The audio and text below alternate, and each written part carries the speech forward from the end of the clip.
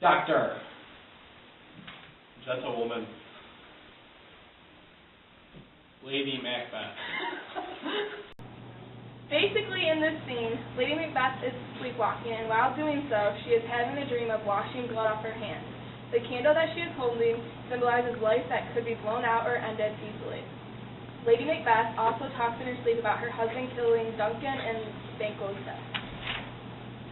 I have seen Lady Macbeth rise from her bed, but on her nightgown, write and walk around while fast asleep many times. To behave as though awake while sleeping is a sign of greatly troubled nature. What have you heard to say? I will not tell you. Here she comes, fast asleep. Watch her. Look how she washes her hands. Here's a spot. Who would have thought the old man would have so much blood on him? It's not worth being queen when she has that much guilt and baggage. I cannot help her with the disease. It is mental. Many people that sleepwalk die in their beds. Wash your hands and change. Don't look pale. Someone is knocking. Banquo is dead and buried. Will she go to bed now? Yup. She needs a priest more than a doctor. Watch over her. Good night. Good night, doctor. Messias. Angus. Caitnius. Lennox. In this scene, the Scottish rebels came to Birnam Wood to meet up with Malcolm and his English army. They talked about how Adonnis was given power by Macbeth and that none of Macbeth's men have any respect for him.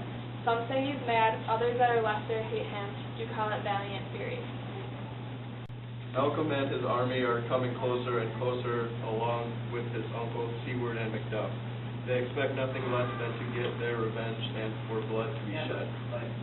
We are meeting them at Birnam Wood tonight. Yes, but does anyone know if Donald will be with his brother? He won't be. I have heard that Seward's son and many other young men are ready to fight. Some say that Dunsinane is crazy and that he is unable to be controlled by Macbeth. I bet he doesn't feel too good now with all those murderers on his back. Macbeth won't last long as king. His title hangs loose about him like giant rope upon Dwarf's feet.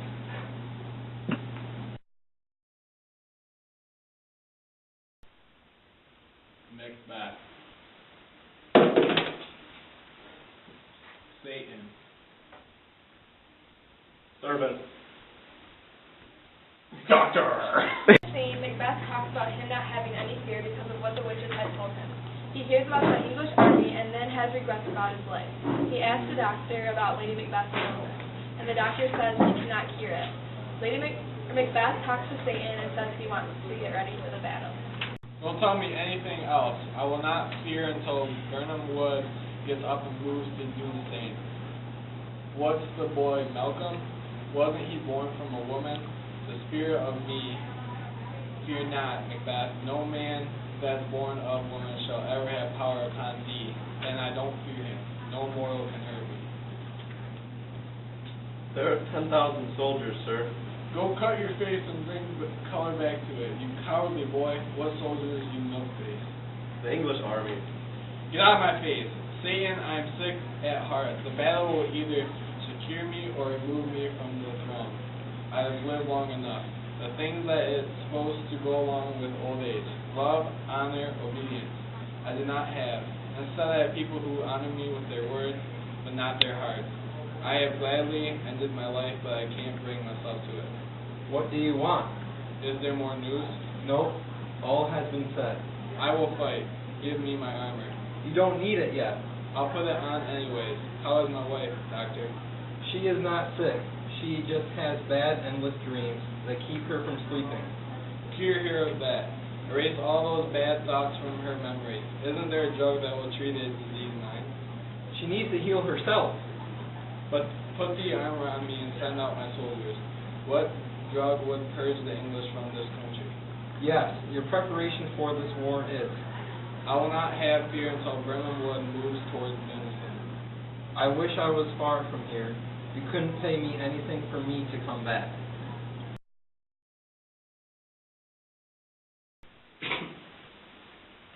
Mentia. Malcolm. C-word. Macbeth. In the scene, the rebels and English army meet up in Burnham Wood. They all cut tree branches to cover themselves so Macbeth will not see them coming. I hope we are close to being safe again. We don't doubt it. What is the name of the forest behind us? Burnham Wood. Everyone needs to cut off branches to hide ourselves so Macbeth's spies will not see how many of us there are. The only thing we know is that Macbeth is still in Dunsinane. Man of all ranks have abandoned Macbeth. Only weak men who have been forced into service remain with him. We cannot make judgments right now. Watch out for overconfidence. Let's fight like hardworking soldiers. The time approaches that we will, with due decision, make us know what we shall say, we have, and what we owe. The only way this will really be settled is through violence, so let's move forward.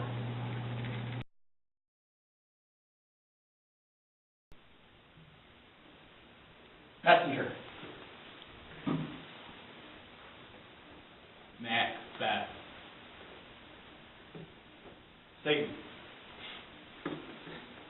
Basically, in this scene, there's a cry of a woman, which means that Lady Macbeth died.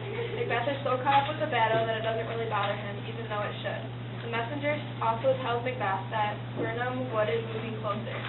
It mentions the candle again as a symbol in this scene. Hang our banners outside these walls, for here they come. Our castle is mighty strong. There is no way they will get through. Let them attempt to break in as they lie helplessly till famine and sickness catch up with them. Why must they have forces of which were once ours? What was that noise? It is the cry of a woman, sir.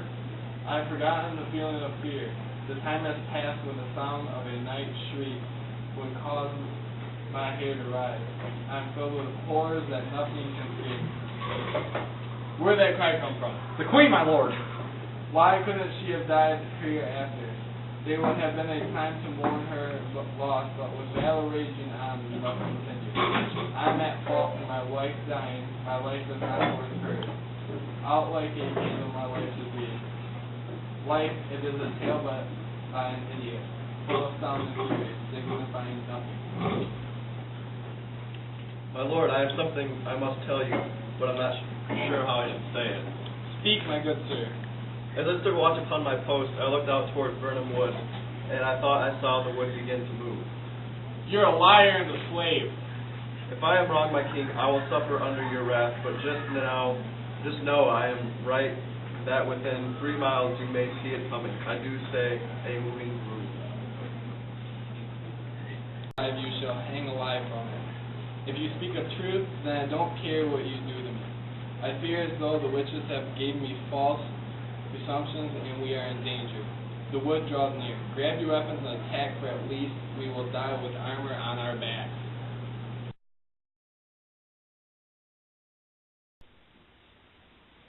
Malcolm. Macbeth. C-word. In this scene, Malcolm and his army reach the castle and are ready to fight. Now that we are close enough, I command the troops to put down their branches and give the battle instructions. Good luck to us all, and let it be fair fight. If we find the tyrant's power tonight, then let us be beaten if we cannot fight. Blow the trumpets. They are the sound of blood and death, the start of this war. Is that it? Young C-word. Macbeth.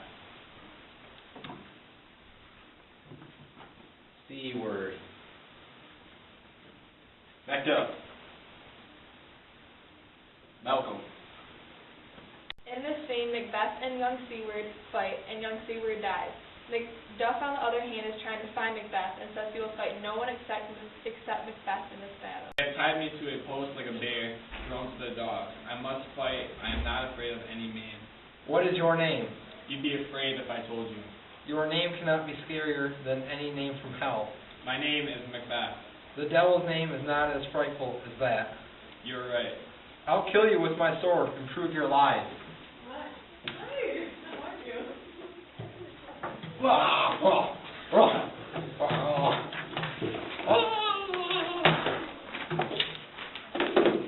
Thou was born of woman, but swords I smile at, weapons laugh to scorn. Brandish my man that of a woman born.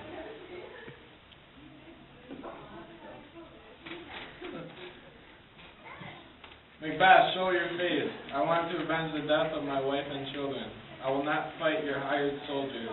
If I do not fight Macbeth, I will fight anyone, or not fight anyone. I can hear Macbeth. I will chase after him. This way, my lord. The castle has been surrendered without a fight. The tyrant's people on both sides are fighting. The noble warriors are fighting harder. You have almost won the day. Little is left to do. Our enemies are going to fight us. Let us go into the castle.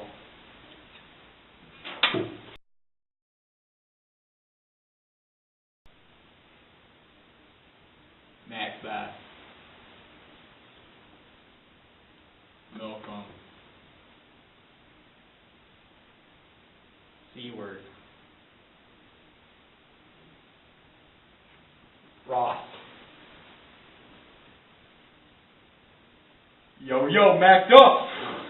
I will not commit suicide. I will continue the fight. While I see lives, the gashes do better upon them. Turn around. I won't kill you, since I have killed so many members of your family already.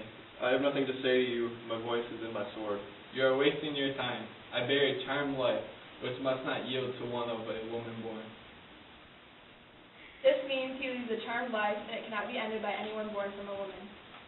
Well, I was cut of my mother's womb before they could deliver me naturally.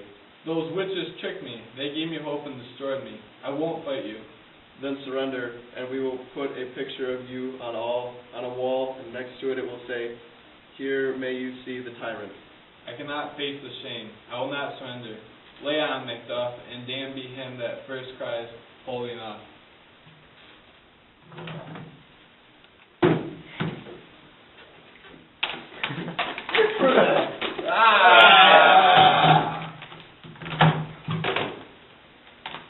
Dun dun. The battle ends and Macbeth is dead. Dun dun. Malcolm's entrance. I wish everyone could have survived. Some die in every battle, but not much in this one. Macduff and your son are missing.